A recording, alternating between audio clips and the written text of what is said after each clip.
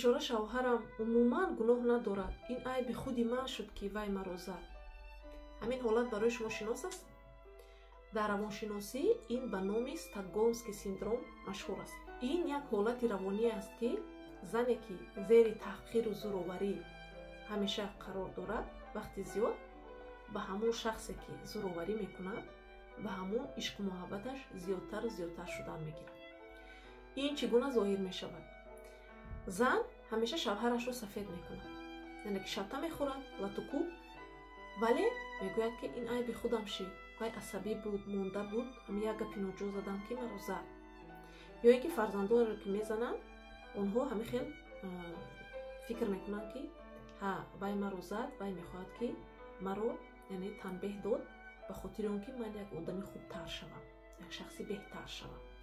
ё зан аз муносибатҳои абюзивӣ, яъне ки шавҳаре ки ҳамеша зӯроварӣ ҳам ҷисмонӣ ҳам равонӣ аст, аз ин муносибатҳо намеравад ва инро ба худаш ҳамин хел мефаҳмонад, ки вай маро дӯст медорад, рост ҳамин хел марди сахтгир аст. чаро чунин мешавад?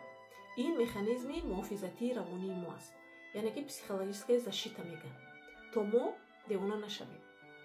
вақте ки зан дар зери зӯроварӣ, тарс ва вобастагӣ ҳамешагӣ қарор дорад, гурехта наметавонад, ҷои рафтан нест, вай ҳамин маънаи ин зан роҳи осонтарро мекобад, яъне ки дӯст доштани зиёд ба ҳамин шахсе ки зӯроварӣ мекунад. ва вақте ки ин шахси зӯроварӣ мекардагиро ин зан бештар ки дӯст дошт, ба худаш метавонад яксари чизҳоро бифаҳмонад ва ҳамон фишори дарунии ин зан камтар мешавад. чаро ин хатарнок аст?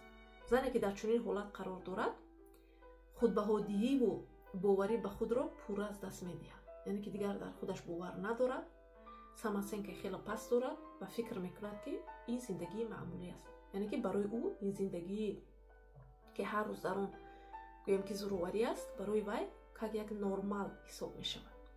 ин зан дигар ба эҳсосоти худаш бовар намекунад, дигар ҳамихе фикр мекунад, ки ҳаққи зиндагии хушбахтона карданро надорад ва ҳамеша ҳамихе як зиндагии пур аз изтиробу пур аз тарсҳо дорад.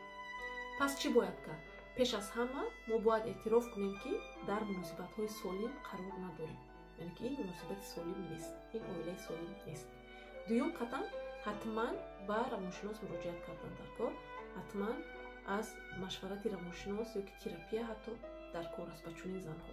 стокгольмский синдром ин ягон ҳолати заифии мо нест, ин як роҳи психикаи мо аст, яъне ки ин як роҳи ҳалле аста, ки психикаи мо ҳаминро ҳамчун як роҳи хуб интихоб мекунад, то ки мо зинда монем.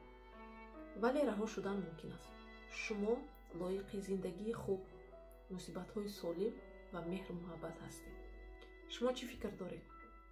лайк ва подпискаро фаромӯш накунед. ҳатман дар зери ин видео фикрҳои худатонро бинависед. оё ин ҳолат барои шумо шинос аст ё на?